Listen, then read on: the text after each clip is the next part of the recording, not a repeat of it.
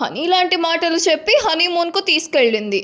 చివరకు ఆయన ప్రాణాలకే హాని తలపెట్టింది. పెళ్లైన తర్వాత ముందే చేసుకున్న ప్లాన్ ప్రకారం మేఘాలయ కొండ ప్రాంతాలకు హనీమూన్ ప్లాన్ చేసింది. అక్కడైతే జనసంచారం తక్కువ ఉండి మర్డర్ చేయడానికి సులభంగా ఉంటుందని తన ప్రియుడితో కలిసి 20 లక్షల రూపాయలకు సుపారీ కిల్లర్స్ ను మాట్లాడి వాళ్ళను కూడా తన భర్తకు తెలియకుండా తీసుకువెళ్ళింది. ట్రెక్కింగ్ చేద్దామని కొండ అంచుల వరకు తీసుకువెళ్ళింది. అక్కడే ఉన్న సుపారీ కిల్లర్స్ కత్తులతో విచక్షణ రహితంగా పొడిచి చంపారు. ఆమె కిల్లర్స్ తో కలిసి గౌహతి రైల్వే స్టేషన్ కు వచ్చింది.